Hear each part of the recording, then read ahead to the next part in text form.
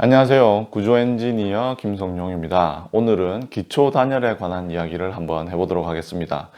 제가 지금 맡아서 하고 있는 프로젝트가 있는데요. 그 사무실 건물인데 그 사무실 건물 밑에 지하 주차장이 있습니다. 2층짜리 지하 주차장이 있는데요. 최근에 그 프로젝트 관련 미팅에서 이 지하 주차장 밑에 이제 온천 기초로 이제 기초가 되어 있는데 요 기초 밑에 단열재가 들어가야 되냐 안 들어가냐가 이슈가 됐었습니다. 그래서 결국 그 지하 주차장이 그 난방하는 그런 공간이 아니기 때문에 그 전문가의 판단으로 이 온통 기초 밑에 단열재는 없어도 된다 이렇게 결론이 났습니다. 제가 이 이슈를 겪으면서 저도 한번 여기에 대해서 한번 생각을 해봤고, 그리고 제가 또 생각을 정리를 했었고요. 그리고 이 생각 정리한 것을 제 동료랑 또 같이 이야기도 한번 해봤습니다. 이제 이 동료는 이제 단열의 그런 소음, 차음에 관한 일을 하는 그 전문 인력이고요. 그래서 그 친구랑 이야기하고 제가 또 준비하고 정리하고 또 이 기초 단열에 관한 몇 가지 이슈들에 대해서 그 생각한 게 좀 여러분들에게 도움이 되겠다 싶은 것들이 있어서 오늘 영상을 만들게 됐습니다. 그리고 제가 몇 가지 또 유용한 정보도 알려드릴 생각입니다. 일단 제가 오늘 지금 영상에서는 그 기초의 외단열과 내단열에 대한 장단점에 대해서 설명을 해드릴 테고요. 그리고 그 독일 어떤 사이트에 가시면은 그 기초 단열이나 어떤 단열 벽체나 어떤 부재가 있을 때 그곳에 단열을 했을 때 그 단열 성능을 계산할 수 있는 그런 사이트가 있습니다. 그리고 그 계산한 결과를 또 출력도 할 수가 있고요.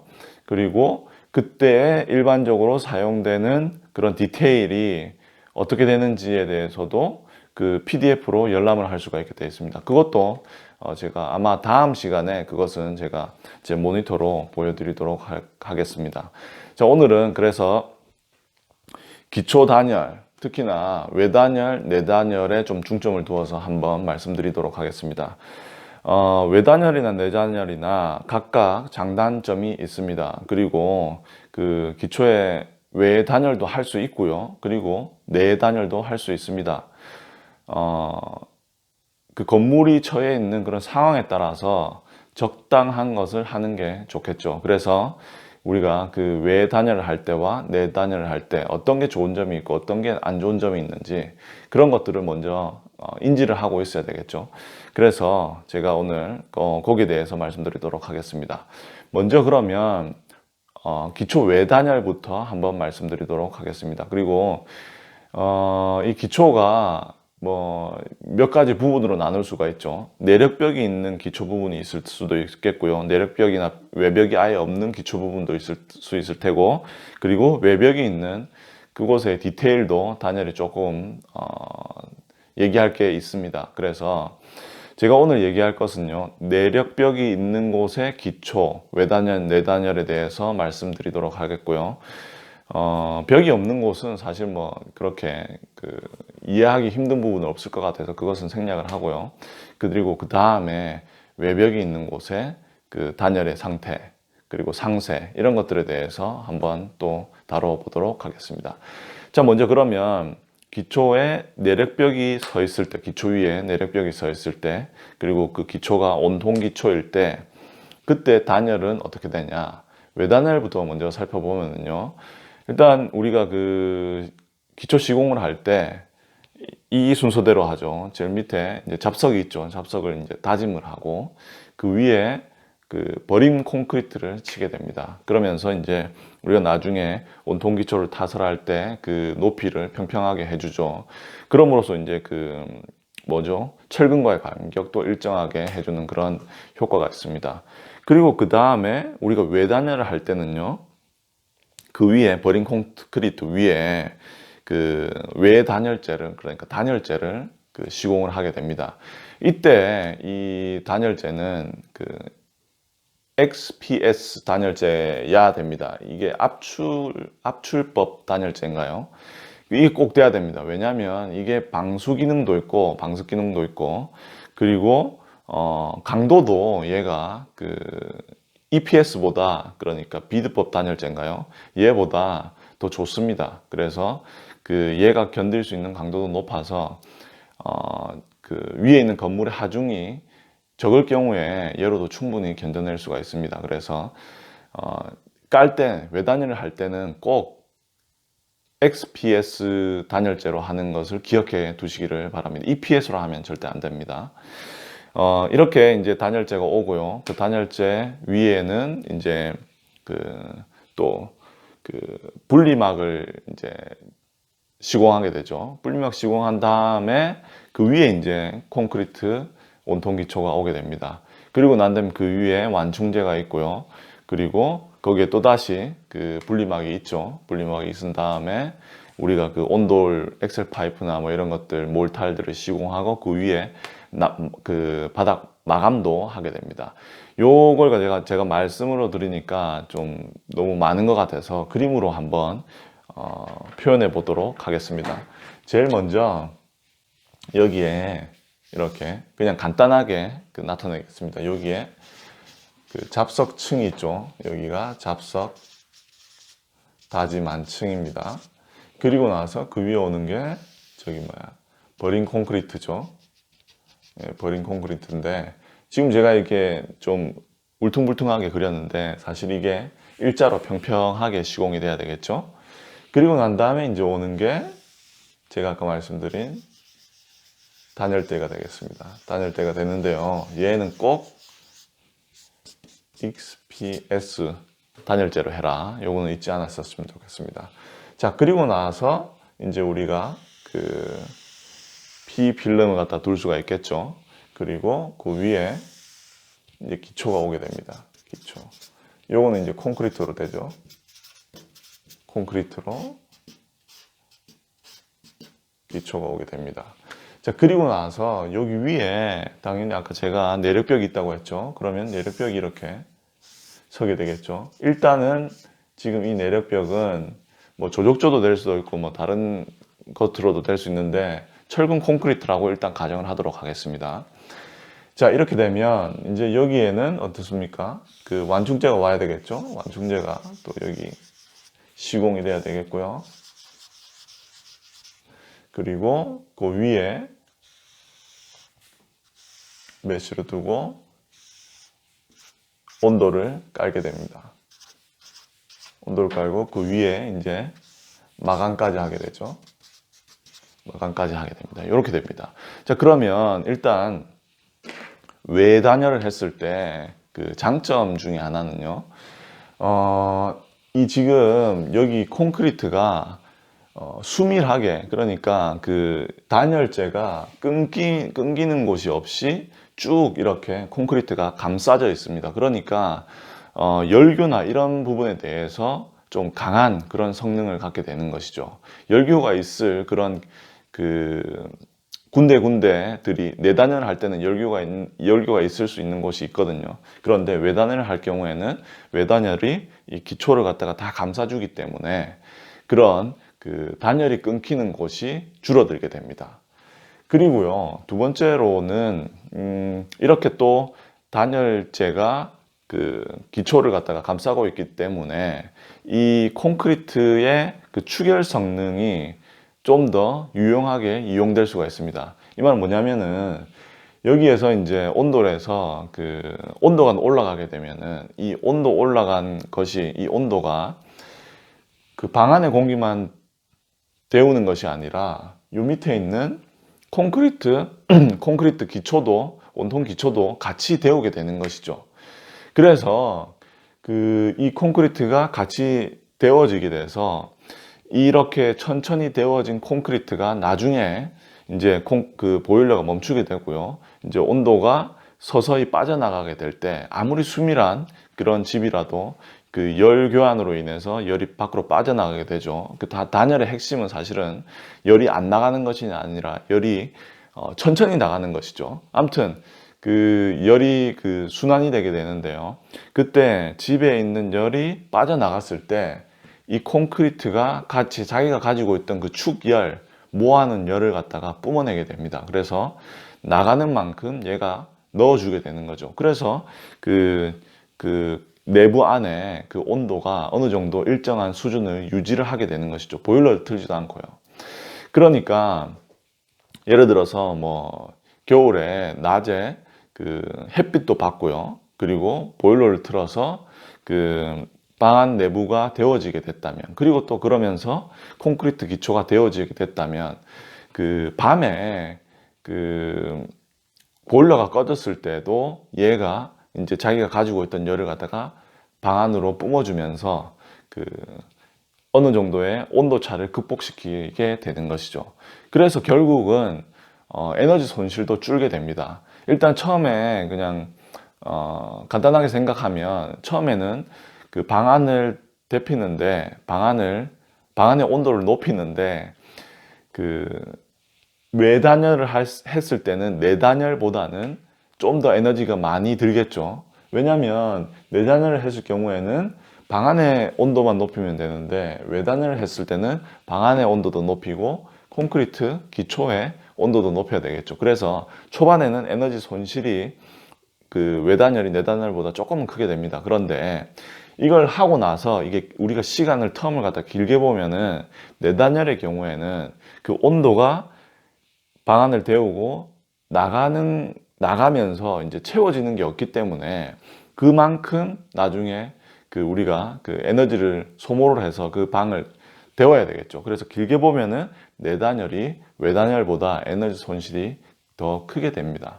그래서 외단열이 내단열보다 그 좀 더 그 환경 친화적이라는 것이죠. 에너지 손실을 좀 더 줄일 수가 있습니다. 그리고 그 온도가 천천히 이렇게 뭐라고 해야 돼? 온도가 어느 정도 일정하게 유지되기 때문에 그 실내에서 사람이 느끼는 쾌적함도 좀 좋다는 그런 평가를 할 수가 있습니다.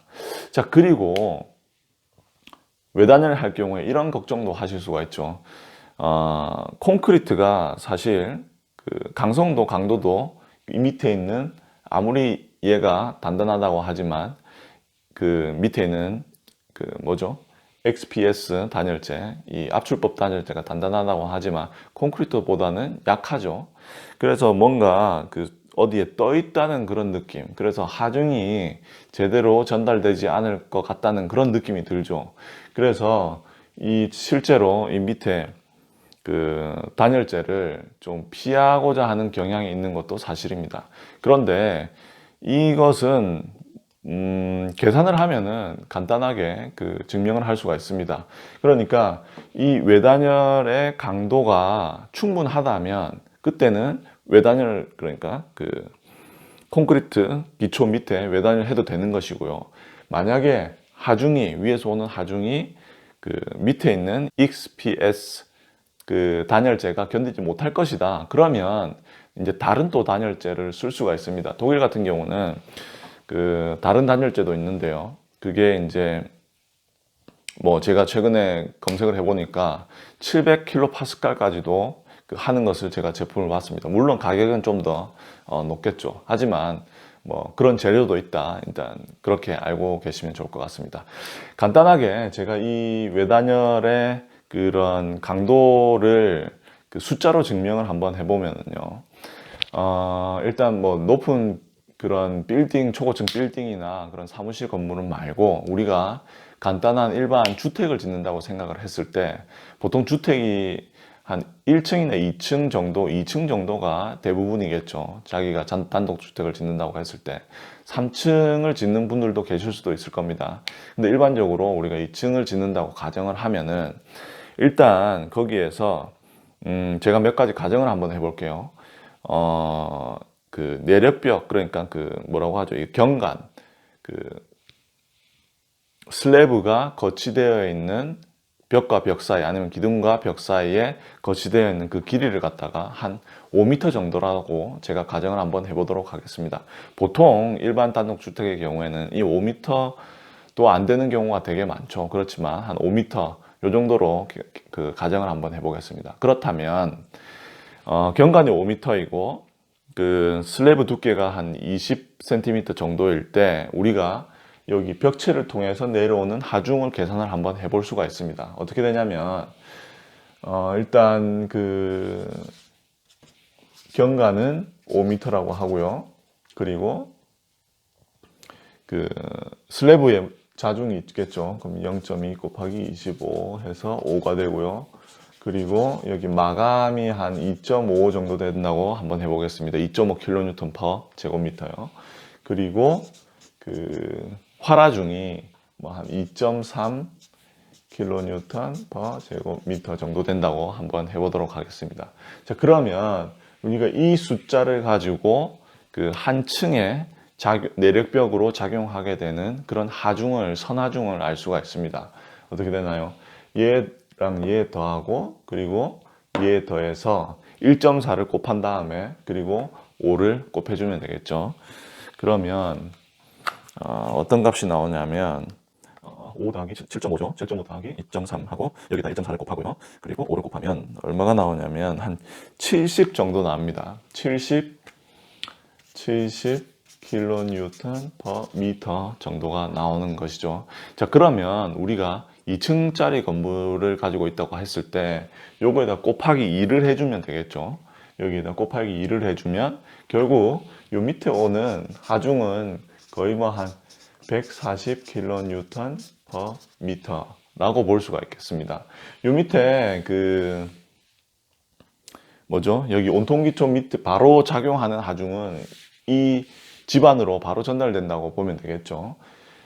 여기에 작용하는 하중보다 내력벽으로 인해서 작용하는 하중이 더 크게 됩니다. 그래서 제가 이제 내력벽 부분만 지금 고려를 하는 것입니다.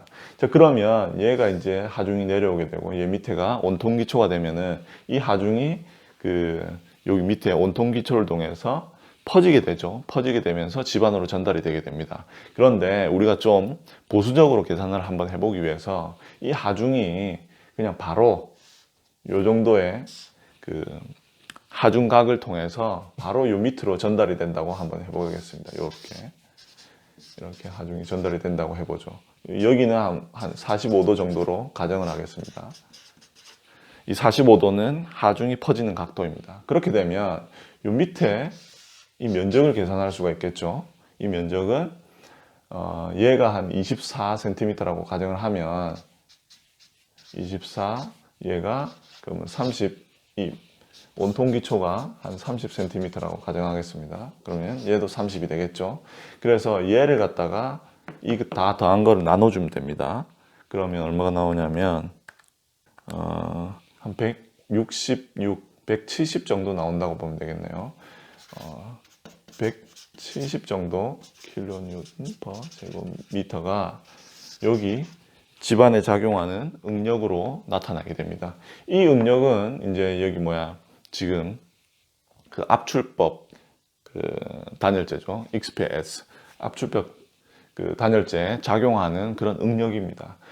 근데 여기 보시면 아시겠듯이 이게 170인데요. 보통 얘 XPS 단열재가 가지는 강도는 제가 알기로 한 250 정도로 알고 있습니다. 그 말은 뭐냐면은 지금 172층 정도, 집이 2층 정도 되는 집이라면은 거기에서 오는 하중이 170 정도로 우리가 생각을 할 수가 있겠고요. 일반적으로. 그렇다면은 얘는 XPS 단열재는 이 하중을 충분히 견뎌낼 수 있다는 것이죠. 그러면 여기 밑에 온통기초 밑에 단열재를 사용하는 게 전혀 구조적으로도 문제가 되지 않게 되는 것입니다. 그런데 만약에 이게 어떤 집이 있는데 뭐 이렇게 경관이 막 10m 막 이렇게 되게 넓은 그런 디자인 그런 건축물이라면은 그때는 또 거기에 따라서 계산을 다시 해줘야 되겠죠. 그리고 또 꼭 2층까지만 XPS 단열재를 사용할 수 있는 게 아니고요. 3층이라도 XPS 단열재를 사용할 수가 있습니다. 만약에 경관이 좀 좁고 그리고 또 우리가 나중에 계산을 할 때 지금 여기에 있는 온통기초도 같이 온통기초의 뭐라고 해야 되나요? 휨 저항성도 같이 고려를 해주면 내력벽으로 인해서 오는 하중을 좀 더 우리에게 유용하게 응력을 낮출 수가 있습니다. 그래서 때에 따라서 2층이 넘더라도 그럴 때라도 우리가 계산을 하면은 요 밑에 압출법 그 단열재를 사용할 수 있는 경우도 있게 됩니다. 자, 이렇게 이제 외단열의 경우를 한번 살펴봤고요. 그럼 내단열은 어떻게 되냐? 내단열의 경우에는 똑같이 요 밑에 뭐 잡석 다짐이 있겠죠. 얘는 잡석 다짐이라고 하고요. 그리고 여기에 그 버링 콘크리트가 오게 됩니다. 그러고 난 다음에 여기에서는 특히나 이제 우리가 방수충을 줘야 되겠죠. PE 필름을 갖다가 줘야 됩니다. 그래서 여기에 그 밑에 있는 수분이 올라오지 않게 해야 되겠죠. 그리고 나서 여기에 그 위에 우리가 콘크리트를 타설을 할 수가 있습니다. 이렇게 타설을 하고요. 그리고 얘도 똑같이 콘크리트 내력벽이라고 하겠습니다. 자, 그리고 난 다음에 우리가 이제 내단열을 하는 것이죠. 내단열을 할 때 먼저 여기에 그 완충제죠. 완충제가 들어가는 것이 좋겠고요. 완충제가 들어가게 됩니다. 완충제가 들어가고요. 완충제는 이제 그 뭐라고 하죠? 충격을 완화하는 것이죠. 그 층간 소음이나 이렇게 우리가 어디에 부딪혔을 때 아니면 어디를 걸어갈 때 생기는 그 충격으로 인해서 생기는 소음이 다른 곳으로 전달해지는 것을 어느 정도 완충을 하게 됩니다. 이제 이게 완충제고요. 그리고 그 위에다가 이제 그 내단열을 할 수가 있겠죠. 내단열 빨간색으로 해볼까요? 내단열을 할 수가 있습니다. 이렇게 내단열을 할 수가 있고, 그리고 아까처럼 똑같이 여기에다가 온돌 시공하고, 그리고 여기에는 마감을 해주면 됩니다. 자, 그러면 여기에서 보실 수 있는 게 뭐냐면은 여기에 열교가 있는 것을 보실 수가 있을 겁니다. 여기는 이제 차가운 그런 땅이죠. 그러니까 이게 지면이라서 외기보다는 그렇게 완전 차갑지는 않죠. 그렇지만 분명히 그 건물 내부보다는 온도가 낮은 것은 분명합니다. 그래서 온도가 높은 곳에서 온도가 낮은 곳으로 그 에너지가 나가겠죠. 그런데 여기에서 보시면은 이렇게 열이 빠져나가는 길이 있습니다. 초록색으로 해볼까요? 여기서 열이 이렇게 빠져나가게 되죠. 밖으로 이렇게 빠져나가게 됩니다. 그래서 결국 나중에 보실 수 있는 게 이쪽에 이 포인트에 그 온도가 외단열과 비교했을 때 여기에 포인트의 온도보다 낮은 온도가 나오게 됩니다. 그래서 이게 좀 그 습도가 높고 내부의 습도가 높고 온도차가 극심할 경우에는 여기에 그 결로가 발생할 수도 있는 거죠. 근데 아주 드물긴 합니다. 왜냐하면 이 그 아래 위 차이가 이제 온도 차가 좀 적어서 그렇죠. 그렇지만 분명히 열 보존하는 그런 시각에서 봤을 때는 안 좋은 것은 분명은 합니다. 그래서 어떤 방법이 있냐면 이제 이걸 갖다가 해결하기 위해서 여기에 또 단열재를 두죠. 이렇게 올려줍니다. 단열재를. 그러면 열이 빠져나가는 길이 더 길어지게 되겠죠. 그래서 여기에 그 열 손실이 조금은 더 완화가 되게 됩니다. 그렇게 해서 우리가 이 결로점을 갖다가 없앨 수가 있는 거죠. 그 여기에 최저 온도를 갖다가 올려가지고 결로가 생기는 걸 방지할 수도 있습니다. 이렇게 보시듯이 그 내단열을 했을 때 그 열 손실은 뭐 어쩔 수 없이 받아들여야 되는 것입니다. 그래서 열 효율적인 측면에서만 비교를 한다면은 외단열이 내단열보다 좀 더 좋은 그런 방법이라고 할 수가 있겠죠. 그렇지만 내단열을 못하는 것도 아닙니다. 때에 따라서는 상황이 그렇게 됐을 때 또 내단열을 해야 되는 경우가 있겠죠. 자, 이렇게 오늘 저희가 그 기초 단열을 할 때, 또 제가 깜빡하고 얘기 안 할 뻔한 게 있는데요. 그거가 바로 이 내력벽이 다른 거였을 때는 어떻게 되냐, 요걸 또 말씀드리려고 했는데 깜빡할 뻔했습니다. 여기에서는 제가 이제 그 철근 콘크리트를 가정을 했고요. 만약에 조적적인 경우에는 어떻게 되냐, 조적적인 경우에는 사실 위아래 차이가 거의 없을 수가 있습니다. 위는 뭐 똑같고요. 조족조라고 해서 뭐 이런 그런 그 디테일이 바뀌는 건 아니죠. 여기에는 뭐 열교 자체가 없습니다. 외단열의 경우에는.